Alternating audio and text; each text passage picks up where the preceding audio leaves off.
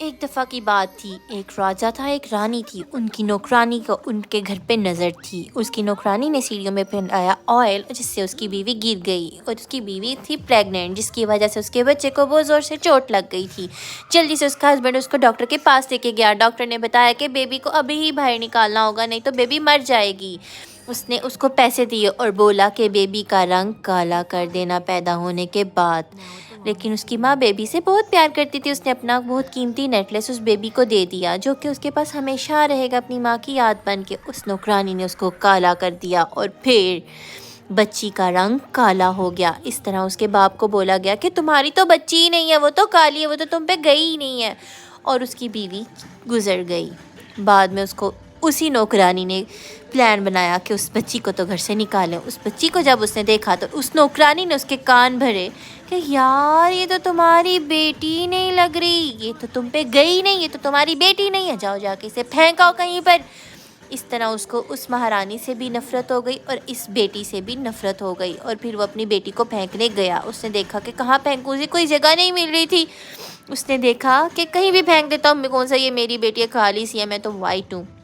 اس طرح وہ نوکرانی کی باتوں میں آ گیا اور نوکرانی نے اس کو پھینکوا دیا۔ وہ بیچاری بچی جب بارش میں بھیگی تو اس کا رنگ وائٹ واپس آ گیا۔ اس کو ایک ڈیئر نے اپنے پاس رکھ لیا۔ اس ڈیئر نے اس کو اپنی بیٹی بنا لیا کیونکہ وہ ڈیئر بہت دیالو تھا، اس نے اس کا بہت خیال رکھا، اس کے وہ والے کپڑے جو اس کی ماں نے اسے دیے تھے اور وہ اس کا نیکلیس اس نے سیف کر لیا جو کہ بڑے ہو کے اسے ملے گا، اور پھر اسے پتہ چلے گا کہ وہ ایک مہارانی تھی۔ اس کے بعد اس ڈیئر نے اس کو کھانا کھلایا، بڑا کیا، پالا پوسا، پڑھایا لکھایا، اور یہاں اس کا باپ نوکرانی کے ساتھ گلچھڑے اڑا رہا تھا۔ وہاں اس کی بیٹی پھل پھول رہی تھی اپنے نئے ڈیڈ کے ساتھ۔ اس کے باپ نے شادی کر لی تھی ایک نئی عورت سے اور وہ بن گئی تھی وہاں کی مہارانی، یہی تو وہ چاہتی تھی۔ لیکن اس کی پیاری پرنسس تو کہیں اور ہی بڑی ہو رہی تھی۔ مہارانی کو اپنی خوبصورتی پہ بہت غرور تھا، اور پھر وہ بھی پریگننٹ ہو گئی تھی اور اس کے یہاں بھی بیبی ہونے والا تھا، اور پھر جب ان کا بیبی ہوا تو پتہ چلا کہ وہ ہے لڑکا، اور اس طرح اس کا بیبی پیدا ہو گیا۔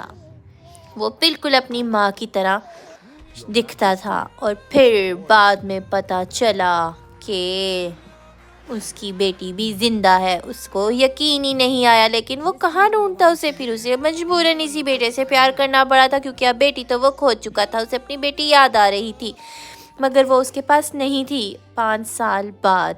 اگر آپ آگے کا پارٹ دیکھنا چاہتے ہیں اور اس پہ کاپی رائٹ نہ آیا تو ہی میں بناؤں گی۔ Okay bye, take care.